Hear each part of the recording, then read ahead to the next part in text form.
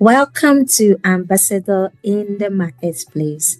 I am glad I'm able to come into your living room again this afternoon, this lovely Sunday afternoon, with my guest. As advertised, I've got Yemi Jackson with me, who will be talking to us about all things engaging, transforming around recruitment.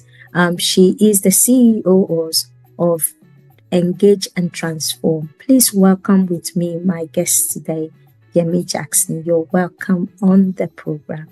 Please introduce yourself to our audience. Thank you for inviting me, Temi. Really appreciate and the opportunity to share with as many people as possible on my passion for this business and why we must be ambassadors in the marketplace.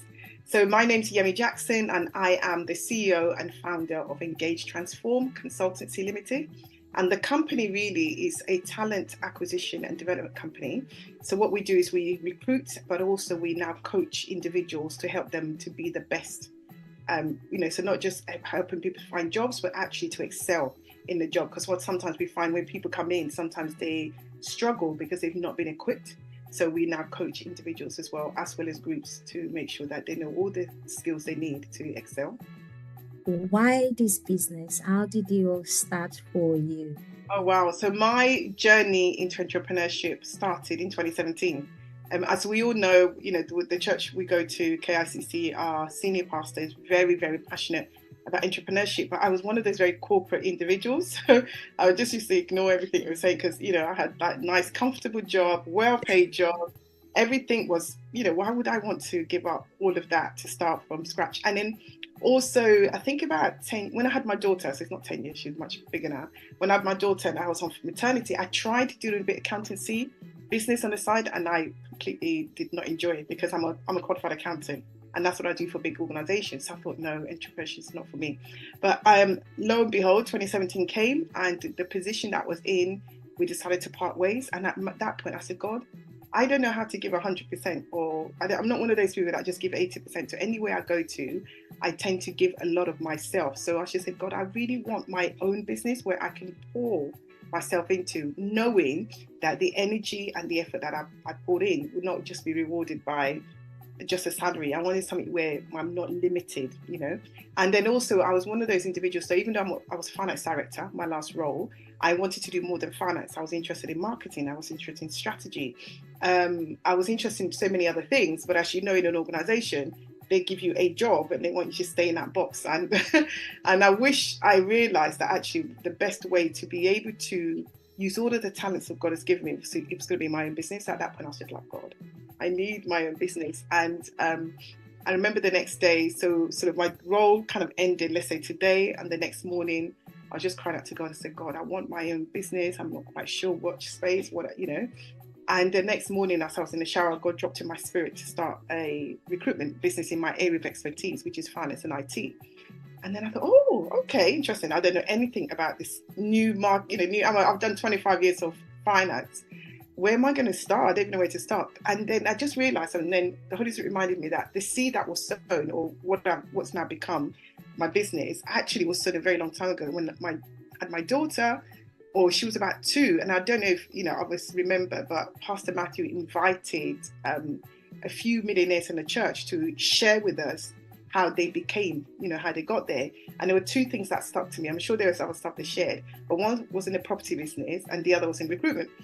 And being the person I was, because like I said, I was very corporate, very professional, I just completely, I just discarded the recruitment business because I was just like, a bit of snobbery. What am I going to do in recruitment? It felt just so alien to me. I couldn't relate to it. But we did take the property idea and did a little bit of investments back then. And then we just sat for years, just comfortable, too comfortable, as you said, earning money, but just not building anything. And this time I thought, okay, I'm going to definitely run with this. There's nothing stopping me. And as God, how he ordained stuff. So 2 weeks later, I met somebody, And she said, oh my goodness, I've just met somebody who helps people to set up their recruitment business, as God would have it. He's doing a workshop, a webinar, go along to that. So I went to that. Even before he said working son, I'm like, please show me. So I was mentored by these individuals initially. It was a bit, now on reflection, he was very old school, old style, where you do the phones and you phone people and stuff like that.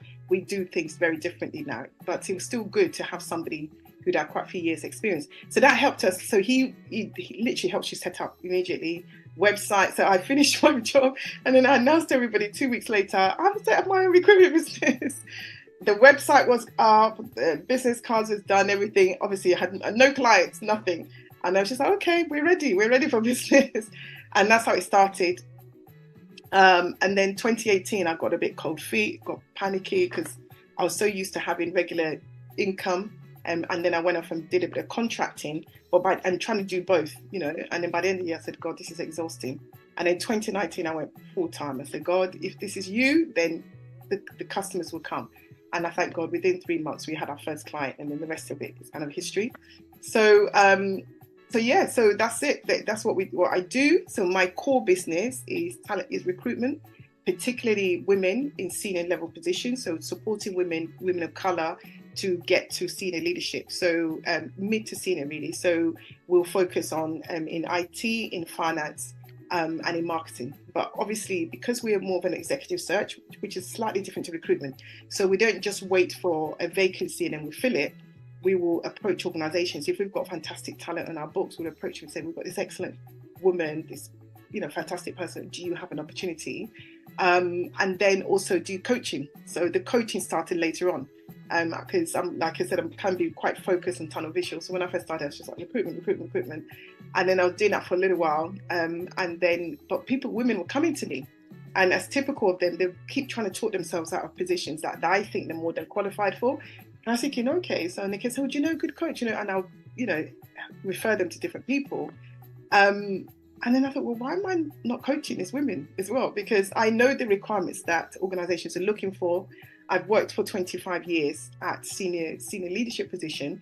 Even if it's from the knowledge and that 25 years of experience, I'm sure there's stuff. I mean, you've been on one of our, and that's just a free webinar that we did, I'm sure that there's stuff that I can share. What is it that made me get me to the level I got to? Why don't I just start sharing that with women as well to help them? And that's how the coaching part of the business became birthed. I mean, from the very beginning, for me, it was about not just getting the jobs, but also developing these individuals to fulfill their potential to become fully who God, has ordained them to be.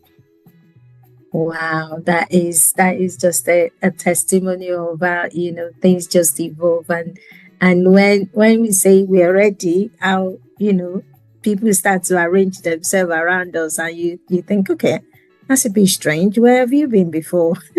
Before I finally decide to settle here. That is lovely to hear your story. So how did you choose the name for your business? Engage and transform. I like the transform bits. Yes. As I said, before the name I used for the business is a name that I had limited company before. So back in 2016 was my very, very first time where I did contracting. I'd never contracted before. Up to then, I've been always permanent role. Decided to go contracting, and that's a limited company. I had to create a limited company. And the name, so that was the name of my limited company back then. It was called Engage Transform. But the source of the name was the fact that I felt in most organizations, they weren't engaging with the talent. So a lot of them, and they were not engaging with their people. They would always, discard maybe ideas that came from lower level. And then we're paying all these consultants to come in and give them ideas. And I was just like, how do these people not know if they were to engage with the people they've got, that these individuals have got ideas that has the power to transform their organization? That's what the birth, that's what actually the name came from. It's very much about if organizations really start to engage their people, which is their most, their most valuable asset, they have those individuals, the ideas that they have has the power to actually transform and innovate and take the business forward. Hence the name Engage Transform. So when I came up with the recruitment, the Lord dropped in my spirit, and then I was just tossing and turning, oh my gosh, I need a name. And then she's like, the Holy Spirit's like, you've got a name. And I was just like, no, I need a name. And then it just fits perfectly. So our catchphrase is engage diverse talent and transform your organization. Yeah.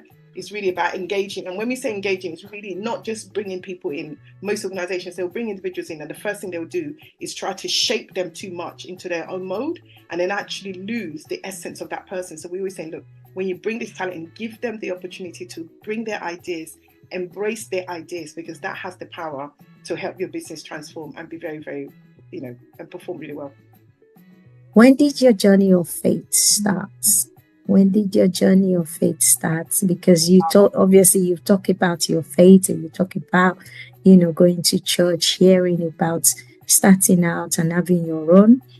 How did your journey of faith start? So I became born again when I was 19. And I distinctly remember the very day. It was my friend's 21st birthday party. And she had a party, and everybody there, they were all sort of born again, but they just all looked so joyful and happy, and they just had this joy. It was a wonderful, wonderful time. And I just kept looking at them thinking, they've got something different that I don't have. They're having fun, but having nice, clean fun. They seem to be really, they know who they are. There was lots of laughter, and I just basically said, look guys, what, I know most of you here are Christians, are born again. I want to become born again. Can you lead me to the Lord? And that was my first time. So it wasn't in church. It was actually my friend's 21st birthday party. And that's how I became a Christian. That's how I was led to the Lord that day. And the next day I went to church with her. And then my journey just kind of began slowly. She was actually in the southeast. I was in the north. And then I found a church near the north. And that's how I became born again. But actually, just on reflection, because sometimes it's not until you give your life to Jesus that you realize actually his hand has been on your life from a very early age. And then the reflections of my mum, we were Christians, but it wasn't born again. The word wasn't alive and things like that. But I remember when I was about 9, I think, in Nigeria, I was really sick. I was very, very ill. Really just wasn't even keeping the medicine down, nothing. And my poor mum, she had no, as you know, in Nigeria, I think the faith level was really high, because there's no NHS, there's none of this comfort that we have here.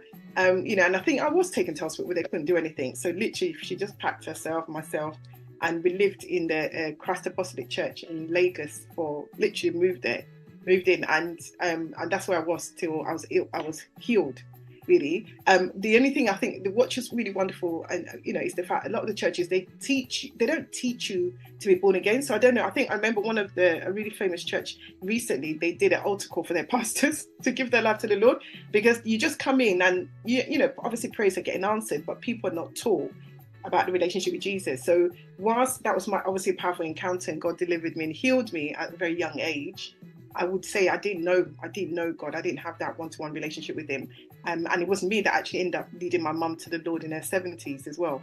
Because while she read the Bible, yes, we read the Psalms and things like that, but she didn't, the word was not alive. Her spirit was not alive to actually understand. There was still lots of funny stuff they add in, before, the born again, when it's just Jesus plus nothing, But a lot of people claim to be Christians, but they add in this and that and doing all the other sort of superstitious stuff and things like that. Bible, put Bible under your bed or on your pillow and stuff like that. Do you know what I mean? But my encounter with Jesus was when I was 19, and it was wonderful. I was the first person to get born again in my household, and then I remember, I'd obviously be praying in tongues, and everybody, what is this language? The whole family thought, no, they did. They thought, oh my gosh, she's turned to, in Nigeria, they call born again Christians, especially when they're younger, SUs. So they were fun because my mum hadn't actually joined us yet, and they finally said, "Mommy, Yemi's become an SU," and she's speaking in this strange language. My sister just thought it was all a bit strange, but I thank God when she did come, and as soon as my mum came, within a year or so, I led her to the Lord. That's my journey, and that was 31 years ago. Wow.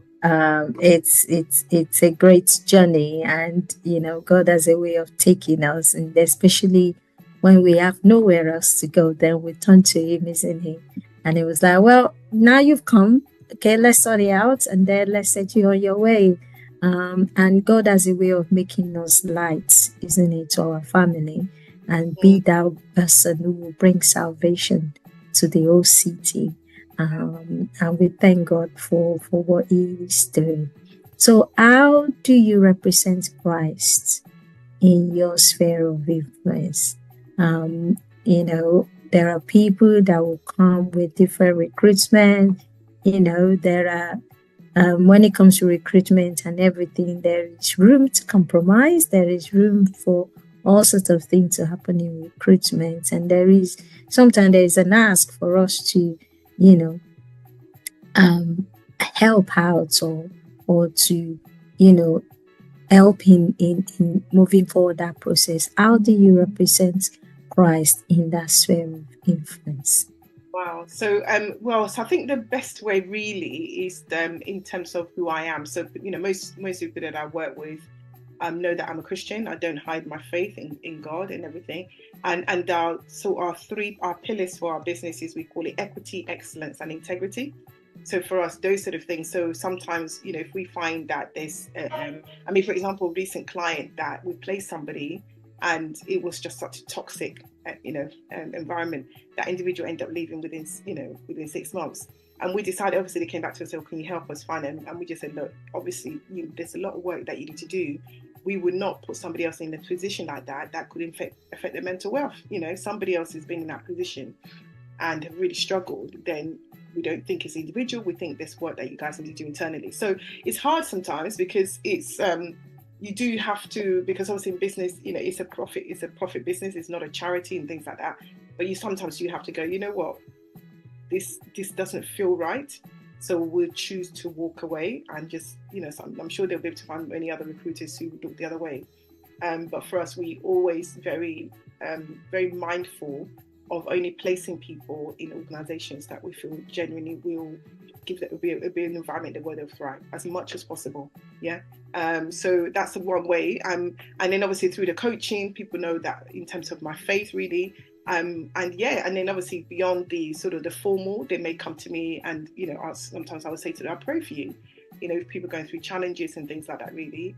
So that's how I display my, because I think it's more important that our life speaks of who we are, as opposed to trying to bash people over with the Bible. So it's very much a life, so in whatever space I'm in, people know who I am, what I stand for. Don't drink, and you don't need to actually have a good time. And it's just showing love at every opportunity, giving back. So get involved in supporting other younger people to start their career. It's very so just living that life as a believer, and trying to show people love in whichever way I can.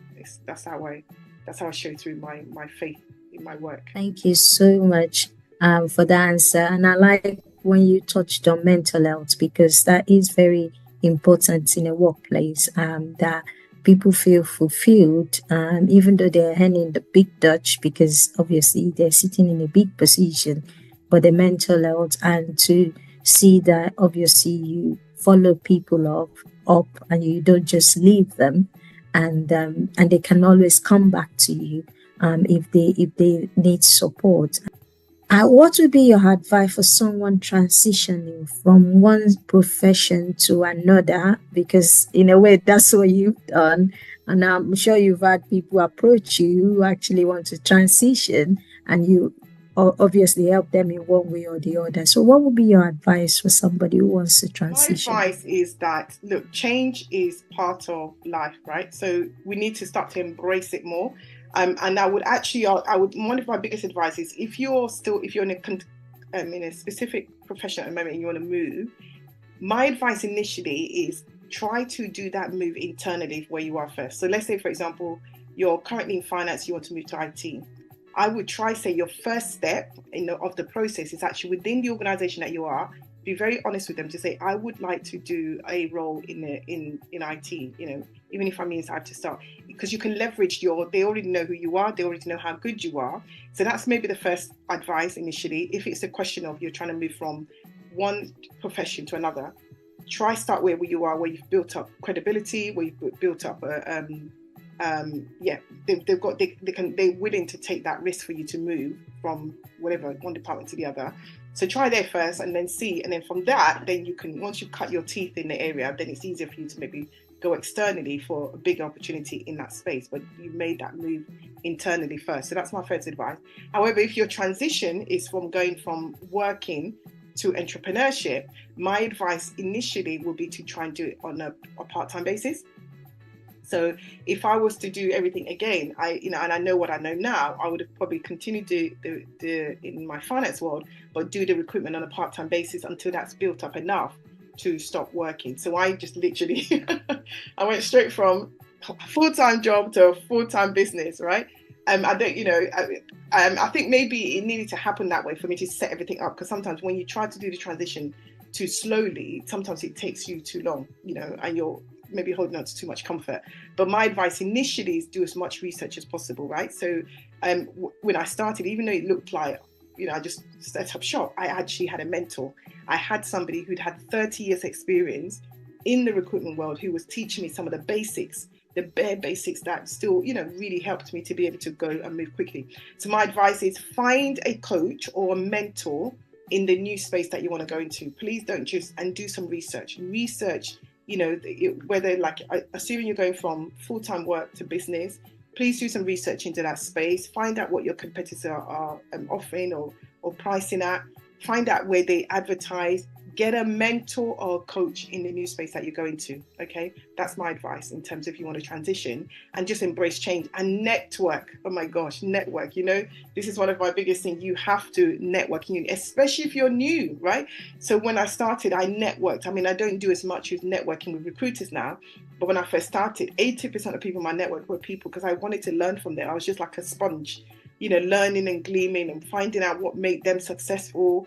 That's what I did. Network in the new space that you want to go into, and now most of my network is now very, very targeted. And I tend to now network with either people looking for work or people, very senior people. So I'll call chief level, right?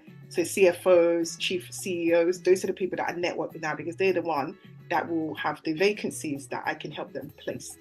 I'm glad you're able to break it down for somebody who's like, you can move within your organization or transitioning into being an entrepreneur yourself, because some people, they just want to move career, they want to move, and the NHS is a good place you could do that, because NHS has got almost every department, and then you can move from one place to another. And I think what you said about networking is key. I don't think you can do anything without collaboration these days. We are here talking because of collaboration. So I think collaboration is key, and you need your network to be able to collaborate, because obviously you can't collaborate yourself.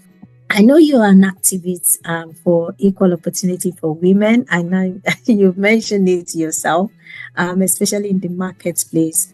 So how do you find your voice and your uniqueness so that the people you are called to serve can connect with you, especially for industry that is dominated by men? It can be a bit challenging.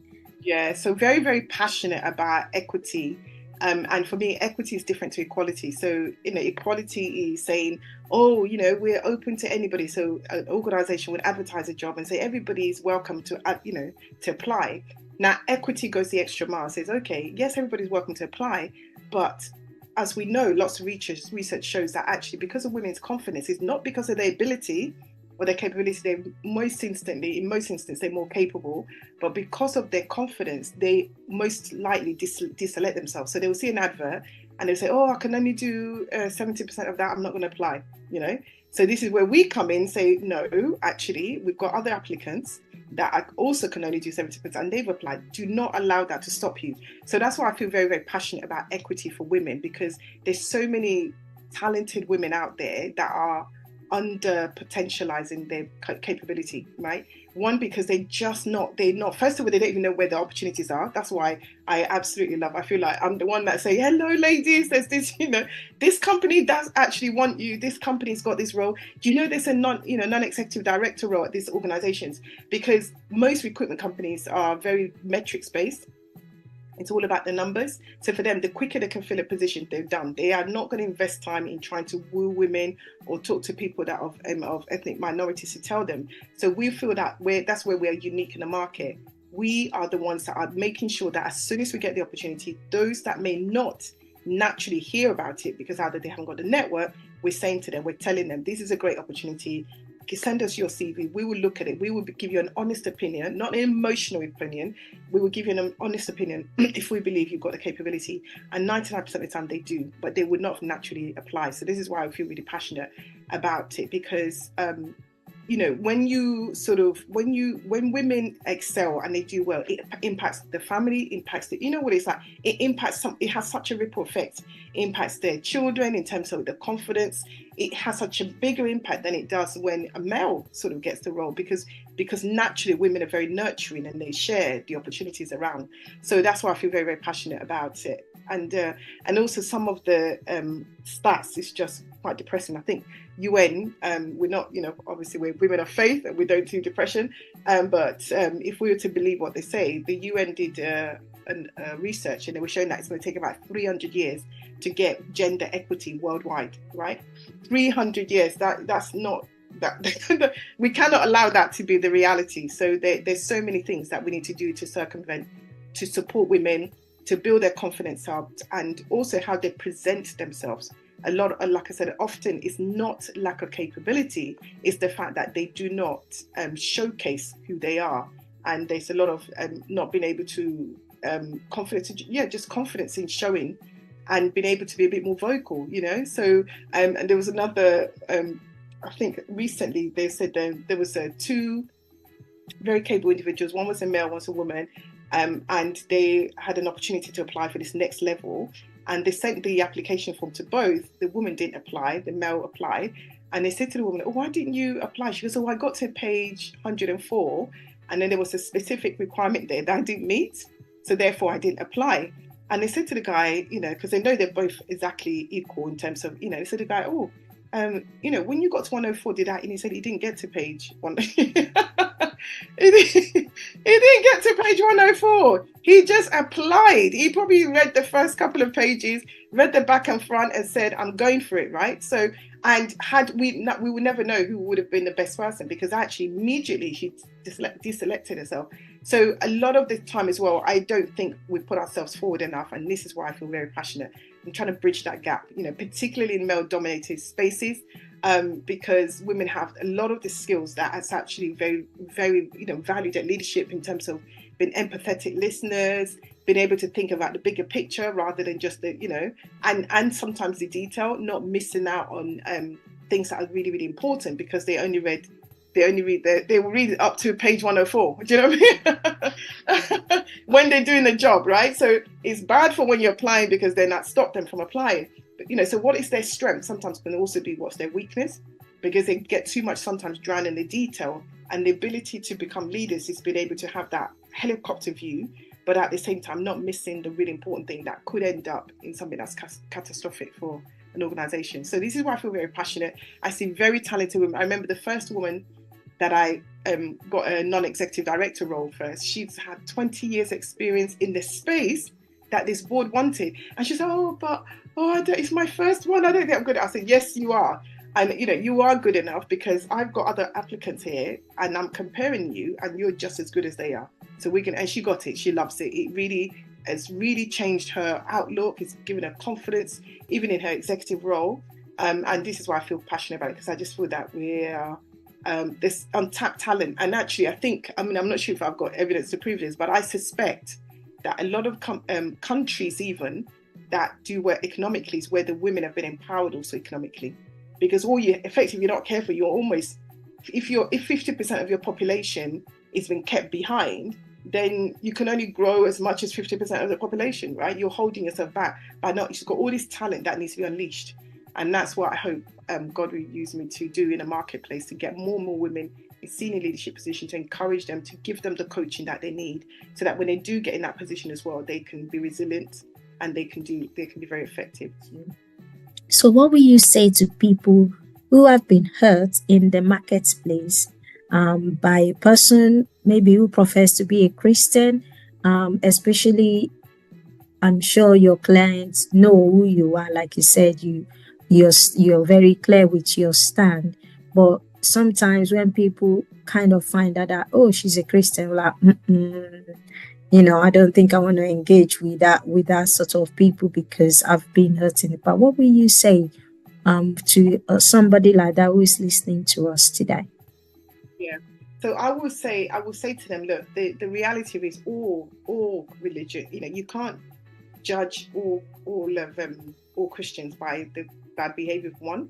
And I've had experience as well, with people that claim to be Christians as well, but and not so much a bad experience, but they've not necessarily been, you know, you ask them for maybe a testimonial, but and they maybe not give it to you or things like that. Well, but they don't want to advocate, you know, and then you just have to realize, look, human beings ultimately, even with Christ in them, they still have to choose. They can choose the amount of Christ they allow through their life, or they, you know, and they may not to. So you just have to. You cannot label everybody by their label Christians by poor behavior of one or two.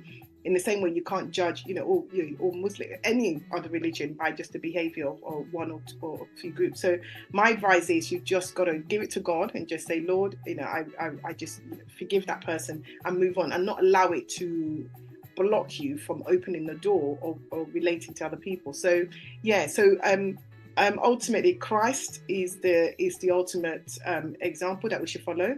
But many Christians fall very short of being Christ-like. So that's my advice: is to say that that individual may believe in the Lord and may have a sincere heart, but their character is not where it needs to be. And it's a process for all of us, yeah.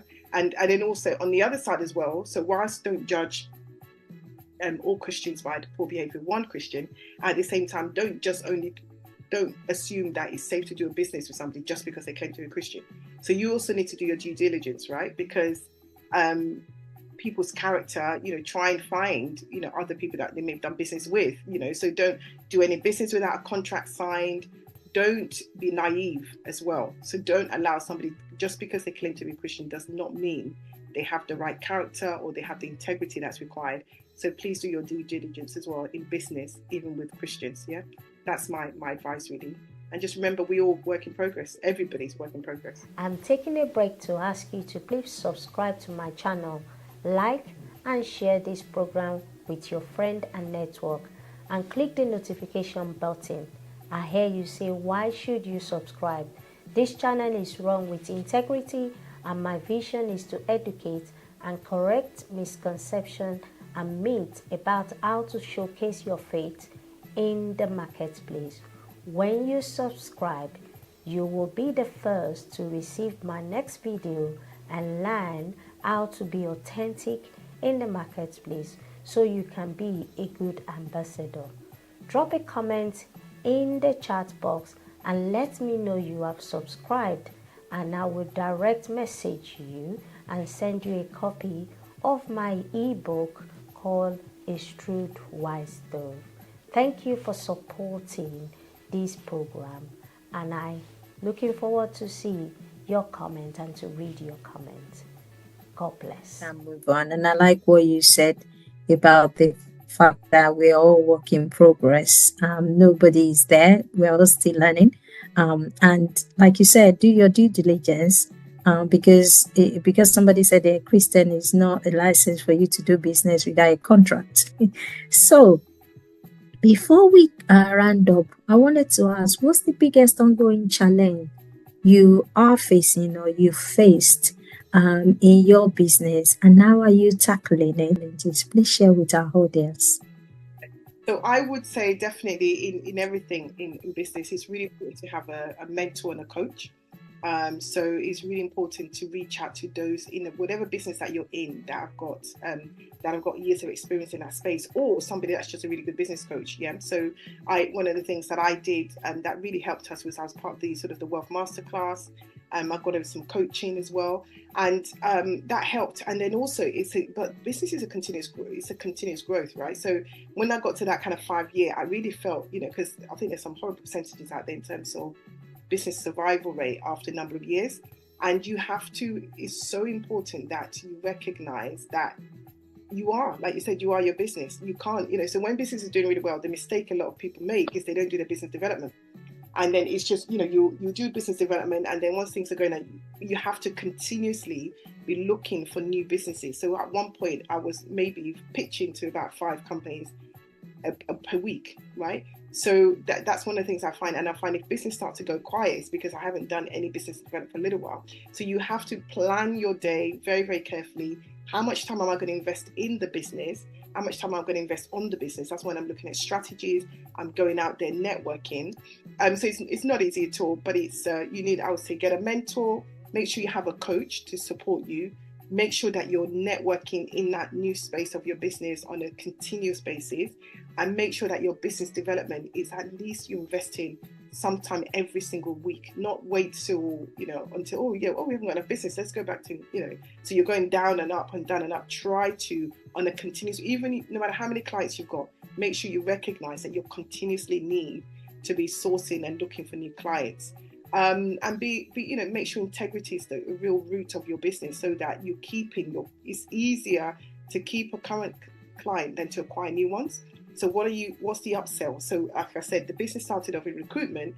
Now those that are bought into me to help them to find, to fill the vacancies, I've now got a new thing that I could do. Now I can go to them and say, look, I can also coach your women to help them in terms of excelling. So always thinking about what's the supplementary things that you can sell. So when one segment your business, so when one is a little bit quiet, think about what else at that point, and being sensitive to what's happening in the wider economy.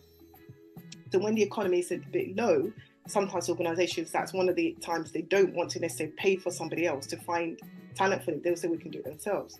Most of the time they don't get the caliber if they don't help, have our support. So at that point, I'm like, okay, can we come in and help train your people? So it's really about always having more than few options, so that people can come to you, because when you just have the one product, you're not got what they call about sort of, you haven't got anything else to sell to them when the environment is not quite right for that one product. So it's not easy. Cash flow, keep an eye on your cash flow. It's really, really important, knowing when money's coming in, what are your costs.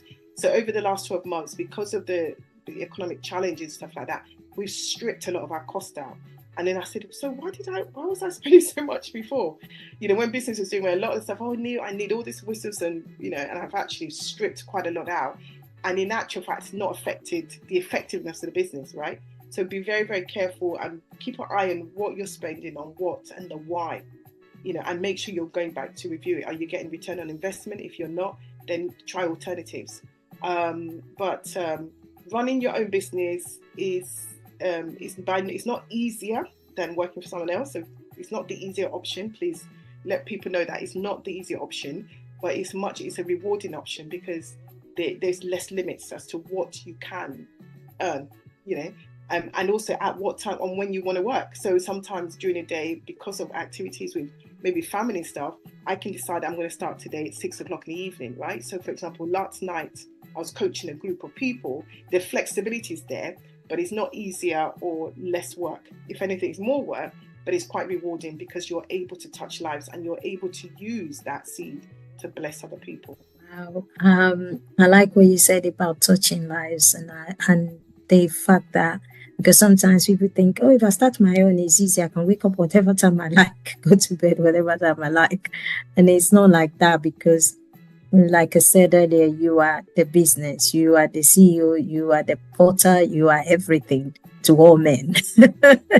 and and you have to show up in the meeting, show up, on the phone, show up, and you still have to do the needful in on the family side. So at this point, we would like you to obviously let our audience know your products and services, how they can reach you, and if you do, like you said, you do coaching, how they can engage with your platform.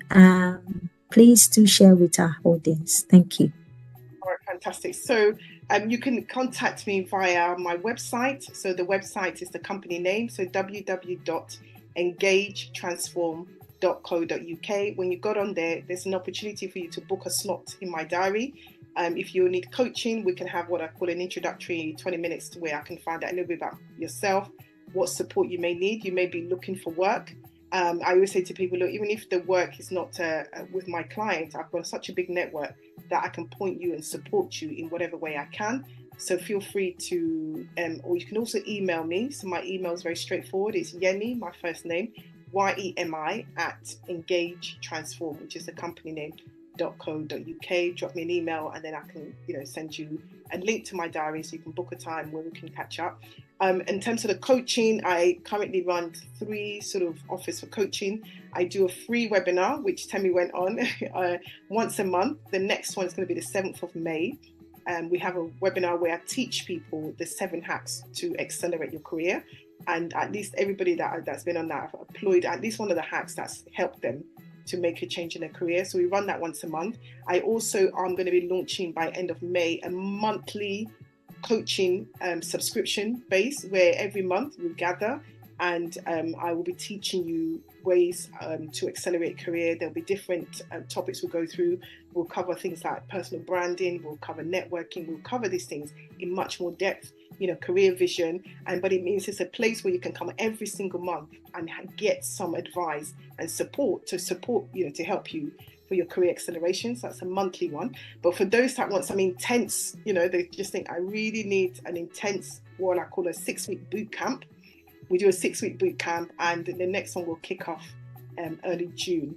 So those are things. I mean, my passion really is to see everybody potentialize, not perform under, to use all the talents that God's given us so that we can be the best in terms of whatever space, whatever career that you're in. And also a lot of the skills that we teach is not just for career. It can be easily also applied to how you run your business. You need to be good networking. You need to make sure you're visible.